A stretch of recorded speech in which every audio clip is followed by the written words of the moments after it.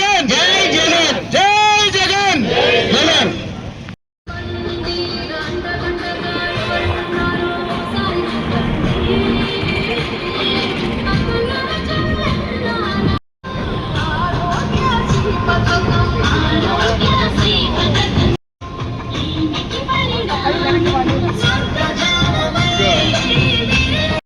అవినీతికి పాల్పడి కోట్లాది రూపాయలు దండుకొని నిరుద్యోగ యువతకు మొండి చేయి చూపించి మోసం చేశారు కాబట్టి ఈరోజు వైఎస్ఆర్ కాంగ్రెస్ పార్టీ శ్రేణులు రోడ్డే కాల్సినటువంటి పరిస్థితి ఏర్పడింది. ఏ రోజు కూడా చంద్రబాబు నాయుడు విద్య మీద ఆసక్తి లేదు. విద్య మీద ఆసక్తి లేదు కాబట్టి ఈరోజు పిల్లలకు సంబంధించి దాదాపుగా 6,200 కోట్ల రూపాయలు ఈరోజు విద్యా దీవెనకు సంబంధించినటువంటి బకాయిలు ఉన్నాయి. మొత్తం 9,100 కోట్లుంటే 2,900 కోట్లు చెల్లించాడు. 6,200 కోట్లు విద్యా దీవెనకు సంబంధించినటువంటి బకాయిలు ఉన్నాయి.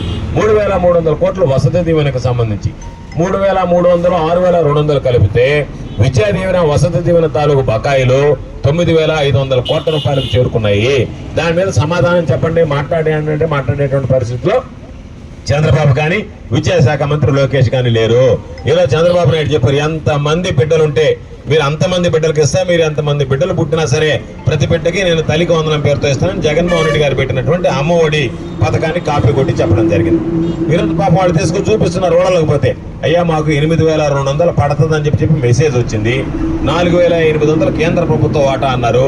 ఈ 8,200 పడలే, ఆ 4,800 పడలే. ఈ 8,200 ఎప్పుడు పడుతుందో తెలియదు, ఆ 4,800 ఎప్పుడు పడుతుందో తెలియదు. అసలు మొత్తం మీద మాకు డబ్బులు పడతాయా పడవ కూడా అర్థం కావడం లేదు. కాబట్టి ఈ విధంగా చంద్రబాబు నాయుడు మమ్మల్ని మోసం చేస్తున్నాడు అని చెప్పి మాట్లాడేటువంటి పరిస్థితి ఏర్పడింది. కాబట్టి ఈరోజు ఒక పక్క రియంబర్స్మెంట్ ఎక్కడ కొడుతుంది, ఇచ్చినటువంటి హామీ ప్రకారం తల్లికి వందనం ఇస్తానని చెప్పి 10 ఎకర కొడుతుంది. ఉద్యోగం లేనటువంటి నిరుద్యోగులకు 3,000 రూపాయలు నిరుద్యోగ భృతి ఇస్తానని నెలకు 3,000, సంవత్సరానికి 36,000 లెక్కన ఈ 3 సంవత్సరాల్లో 1,08,000 కోట్ల రూపాయలు బకాయి పడుతుంది. కాబట్టి ఎక్కడా కూడా విద్యను గురించి నువ్వు పట్టించుకునేటువంటి పరిస్థితి లేదు.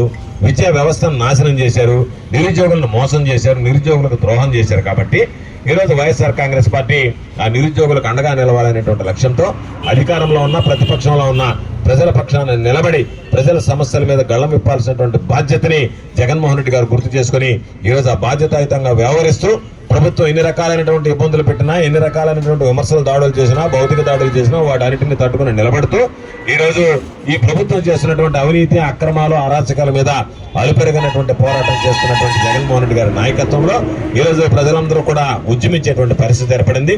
ప్రజల్లో ఒక చర్చ ప్రారంభమైంది. జగన్మోహన్ రెడ్డి గారు ఉన్నప్పుడు విద్యా వ్యవస్థ ఏ విధంగా ఉన్నది, నాడు నేడు దగ్గర నుంచి, విద్యా కానుక దగ్గర నుంచి, విద్యా దీవెన దగ్గర నుంచి, వసతి దీవెన దగ్గర నుంచి, జగనన్న గోరుముద్దల దగ్గర నుంచి ఈరోజు మీరు మాట్లాడేటువంటి మాటలకి విద్యార్థి తల్లిదండ్రులు మీ ముఖాన్ని చీకొడుతున్నారు అనేటువంటి విషయాన్ని గుర్తుంచుకోండి. ఎక్కడికి వెళ్ళినా మీకు మద్దతు ఉండడం లేదు, ఎక్కడికి వెళ్ళినా 10 మంది కనిపించడం లేదు. ఈరోజు నమ్మకం, అభివృద్ధి, సంక్షేమం కార్యక్రమం పేరుతో మీరు జనాల్లోకి వెళితే జనాలు మిమ్మల్ని తరిమి కొట్టేటువంటి పరిస్థితి ఏర్పడింది. ఏ శాసనసభ్యుడైనా, ఏ వ్యక్తి అయినా ఈరోజు ఇంటింటికి వెళ్ళి కాగితం ఇచ్చి రమ్మనంటే నేను ఛాలెంజ్ విసురుతున్నా. తెలుగుదేశం పార్టీ శ్రేణులకు దమ్ము, ధైర్యం ఉంటే వైఎస్ఆర్ కాంగ్రెస్ పార్టీ ఆ రోజు అధికారంలో ఉన్నప్పుడు జగన్మోహన్ రెడ్డి గారు నెట్లు పీకేస్తారు. ఏ రోజైనా ఈ రాష్ట్రంలో, బహుశా ఈ దేశంలోనే ఎక్కడా జరగనటువంటి అవినీతి అక్రమాలతో పాటు ఈ రాష్ట్రం అరాచకాలకు అడ్డగా మారిపోయిందని చెప్పడానికి ఇది ఒక ఉదాహరణ అని చెప్పి ఈ సందర్భంగా తెలియజేస్తున్నాను. నిన్న అటు అనంతపురంలో జరిగినటువంటి దాడి కానీ, విజయవాడ నడిబొడ్డున మల్లాది విష్ణు మీద నేరుగా వెళ్లి ఈరోజు తెలుగుదేశం గూండాల్లో దాడి చేయడం కానీ, ఉన్నటువంటి టెంట్లు పెరికివేయడం కానీ, ఆ తర్వాత బోండా ఉమా వెళ్లి చంద్రబాబు నాయుడు గారిని కలవడం కానీ, అంటే చంద్రబాబు నాయుడు పాపకం సంపాదించాలి అంటే వైఎస్ఆర్ కాంగ్రెస్ పార్టీ శ్రేణుల మీద దాడులు చేయాలనేటువంటిది ఈరోజు చంద్రబాబు నాయుడు ప్రత్యక్షంగా ఇస్తున్నటువంటి సంకేతం అనేటువంటిది అర్థమైపోయింది. కాబట్టి ఇటువంటి నేపథ్యంలో మేము అడిగినటువంటి వాటికి సమాధానం చెప్పకుండా అనేక రకాలైనటువంటి ప్రశ్నలు సంధిస్తున్నాం. స్పోర్ట్స్ కోటాకు సంబంధించి అన్యాయం జరిగింది. జీఓఎంఎస్ నంబర్ 447 మీరు విడుదల చేశారు. దాని ద్వారా అనేక అవకతవకలకు తెరతీశారు. ఆ తర్వాత జీఓఎంఎస్ నంబర్ 56 తీసుకొచ్చి మీ అంతటి మీరే చేసినటువంటి వాటిని కేవలం డిఎస్సికే పరిమితం చేసి అక్రమాలన్నీ మరలా యథాస్థానంలోకి తీసుకురావడం జరిగింది. ఎందువల్ల డిఎస్సికి మాత్రమే మీరు దొంగ జీవోలు, అక్రమ జీవోలు తీసుకొచ్చి నిరుద్యోగుల ఆశల మీద నీళ్లు చల్లి ఈరోజు మీరు ఘోరంగా ఈరోజు నేరాలకు పాల్పడ్డారనేటువంటిది సమాధానం చెప్పాల్సినటువంటి అవసరం ఉంది ఈ ప్రభుత్వానికి. అయినా ప్రభుత్వం వాటి గురించి సమాధానం చెప్పకుండా ఏదో రకరకాలైనటువంటి మాటలు మాట్లాడుతూ వాటిని రకరకాలుగా దాడులు చేస్తూ దీన్ని అణగదొక్కాలనేటువంటి ప్రయత్నం చేస్తున్నారు. 175 నియోజకవర్గాల్లో కూడా నిన్న కానీ ఈ రోజు కానీ రిలే నిరాహార దీక్షలు బ్రహ్మాండంగా జరిగేటప్పటికీ తట్టుకోలేనటువంటి పరిస్థితుల్లో ఈరోజు వైఎస్ఆర్ కాంగ్రెస్ పార్టీ యొక్క ప్రజల్లో ఉన్నటువంటి పరపతిని చూసిన తర్వాత తెలుగుదేశం పార్టీ కుదేలేటువంటి పరిస్థితి ఏర్పడింది. దాంతో ఈరోజు మేమెట్టా రాజకీయంగా ఎదుర్కోలేము, ప్రజలకు సంక్షేమ కార్యక్రమాలు అమలు చేయలేకపోయాం, అభివృద్ధి ఊసేలేదు కాబట్టి అనేక సమస్యల కోసం వైఎస్ఆర్ కాంగ్రెస్ పార్టీ గళం విప్పుతుంది కాబట్టి వాళ్ళు గొంతు నొక్కేయాలి, వాళ్ళ మీద దాడులు చేయాలనేటువంటి ఒక దుర్మార్గమైనటువంటి కుట్రలకి ఈరోజు ప్రభుత్వం పూనుకోవడం అనేటువంటిది ఇది ఎన్నడూ లేనిటువంటి పరిస్థితి.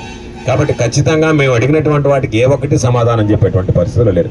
ఒక ఇంత బాధ్యతాయుతమైనటువంటి వాటిని ఏదైతే పరీక్షలకు సంబంధించి ఎంతో మంది లక్షల మంది నిరుద్యోగుల జీవితాలకు సంబంధించినటువంటి అంశాన్ని ఒక అవుట్ సోర్సింగ్ ఉద్యోగికి అప్పచెప్పి ఆ అవుట్ సోర్సింగ్ ఉద్యోగి ఎవరైతే ఉన్నారో అతని క్వశ్చన్ పేపర్ తయారీ ప్రక్రియలో పాల్గొని ఆ తర్వాత ఆయన ఆ తయారీ ప్రక్రియ అయిపోయిన తర్వాత ఆయనే పరీక్షల్లో కూర్చొని మొదటి ర్యాంక్ సంపాదించాడు అనంటే పేపర్ లీక్ అయిందా లేదా, ప్రశ్నపత్రం బయటకు పోయిందా లేదా, దాని మీద విచారణ జరిగిందా, 15 లక్షల నుంచి 20 లక్షల రూపాయలకి మీరు కానీ ఇస్తే డిఎస్సి ఉద్యోగం ఇస్తామని చెప్పి ఆడియోలో వైరల్ అయినాయి, ఆడియోలు ఉన్నాయి.